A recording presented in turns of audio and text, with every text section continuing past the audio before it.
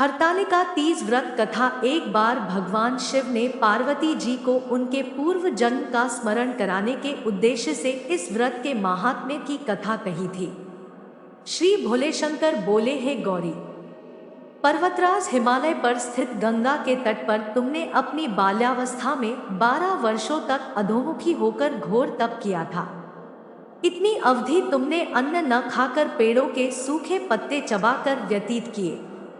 माघ की विकराल शीतलता में तुमने निरंतर जल में प्रवेश करके तप किया। वैशाख की जला देने वाली गर्मी में तुमने पंचाग्नि से शरीर को तपाया। श्रावण की मूसलधार वर्षा में खुले आसमान के नीचे बिना अन्नजल ग्रहण किए समय व्यतीत किया। तुम्हारे पिता तुम्हारी कष्ट साध्य तपस्या को देखकर बड़े दुखी होते थे, उन्हें बड़ा क्लेश होता था। तब एक दिन तुम्हारी तपस्या तथा पिता के क्लेश को देखकर नारद जी तुम्हारे घर पधारे। तुम्हारे पिता ने हृदय से अतिथि सत्कार करके उनके आने का कारण पूछा। नारद जी ने कहा, गिरिराज, मैं भगवान विष्णु के भेजने पर यहाँ उपस्थित हुआ हूँ। आपकी कन्या ने बड़ा कठोर तप किया है। इससे प्रसन्न होकर वे आपकी सुपुत्री से विवाह करना चाहते हैं। इस संदर्भ में आपकी राय जानना चाहता हूँ। नारद जी की बात सुनकर गिरिराज गदगद हो उठे। उनके तो जैसे सारे क्लेश ही दूर हो गए। प्रसन्नचित होकर वे बोले, श्रीमान, यदि स्वयं विष्णु मेरी कन्या का वरण करना चाहते हैं तो भला मुझे क्या आपत्ति हो सकती है। वे तो साक्षात ब्रह्मा है। हे महर्षि, यह तो हर पिता की इच्छा होती है कि उसकी पुत्री सुख संपदा से युक्त पति के घर की लक्ष्मी बने। पिता की सार्थकता इसी में है कि पति के घर जाकर उसकी पुत्री पिता के घर से अधिक सुखी रहे। तुम्हारे पिता की स्वीकृति पाकर नारद जी विष्णु के पास गए और उनसे तुम्हारे ब्याह के निश्चित होने का समाचार सुनाया। मगर इस विवाह संबंध की बात जब तुम्हारे कान में पड़ी तो तुम्हारे दुख का ठिकाना न रहा। तुम्हारी एक सखी ने तुम्हारी इस मानसिक दशा को समझ लिया और उसने तुमसे उस विक्षिप्तता का कारण जानना चाहा। तब तुमने बताया, मैंने सच्चे हृदय से भगवान शिव शंकर का वरण किया है, किंतु मेरे पिता ने मेरा विवाह विष्णु जी से निश्चित कर दिया। मैं विचित्र धर्म संकट में हूं, अब क्या करूं? प्राण छोड़ देने के अतिरिक्त अब कोई भी उपाय शेष नहीं बचा है। तुम्हारी सखी बड़ी ही समझदार और सूझबूझ वाली थी। उसने कहा, सखी, प्राण त्यागने का इसमें कारण ही क्या है? संकट के मौके पर धैर्य से काम लेना चाहिए। नारी के जीवन की सार्थकता इसी में है कि पति रूप में हृदय से जिसे एक बार स्वीकार कर लिया, जीवन पर्यंत उसी से निर्वाह करे। सच्ची आस्था और एकनिष्ठा के समक्ष तो ईश्वर को भी समर्पण करना पड़ता है।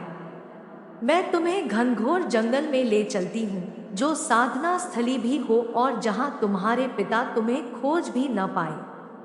वहाँ तुम साधना में लीन हो जाना। मुझे विश्वास है कि ईश्वर अवश्य ही तुम्हारी सहायता करेंगे। तुमने ऐसा ही किया। तुम्हारे पिता तुम्हें घर पर न पाकर बड़े दुखी तथा चिंतित हुए।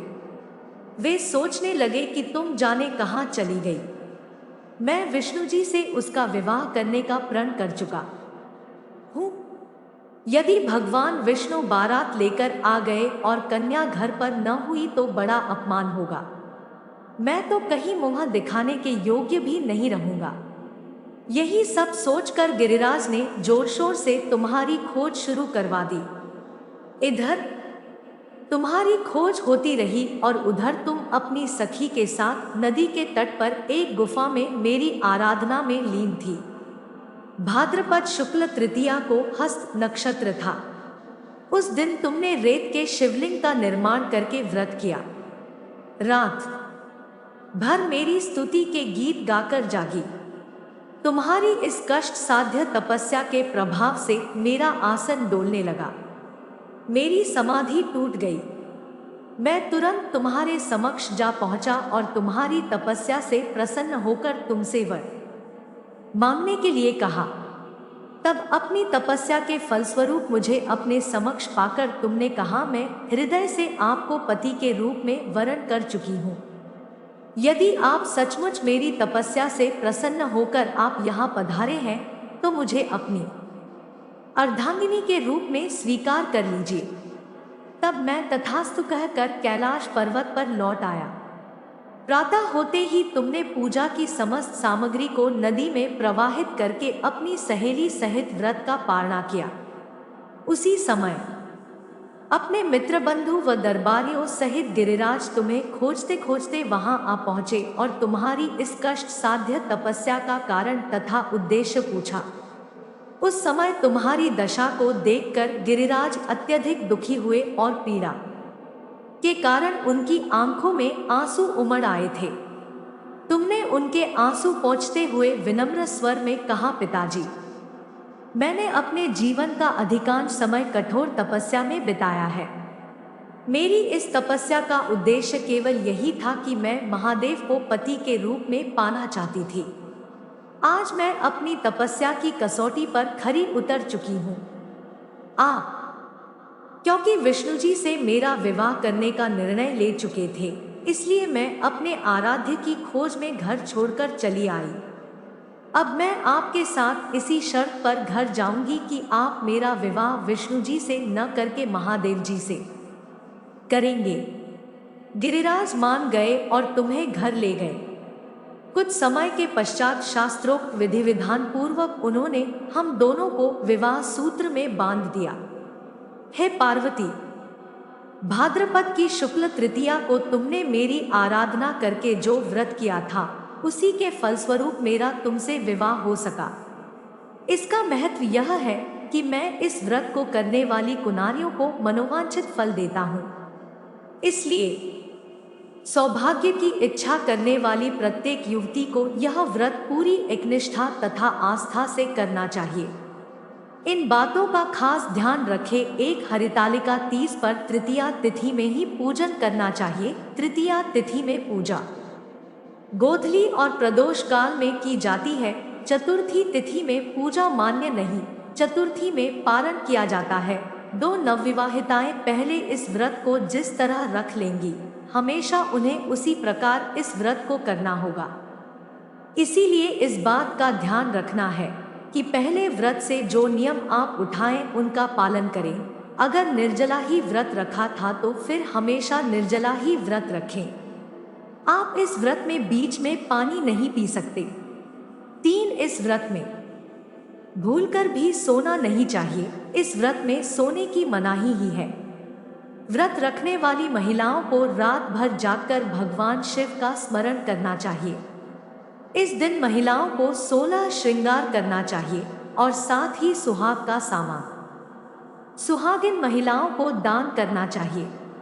4 चतुर्थी तिथि यानी अगले दिन व्रत को खोला जाता है। व्रत की पारण विधि के अनुसार ही व्रत का पारण करना चाहिए। 5 तीज व्रत में अन्न, जल, फल 24 घंटे कुछ नहीं खाना होता है। इसलिए इस व्रत का श्रद्धापूर्वक पालन करना चाहिए। 6 तीज का व्रत एक बार आपने शुरू कर दिया है तो आपको इसे हर साल ही रखना होगा। अगर किसी साल बीमार है तो व्रत छोड़ नहीं सकते। ऐसे में आपको उद्यापन करना होगा या अपनी सास देवरानी को देना होगा। हर हर महादेव।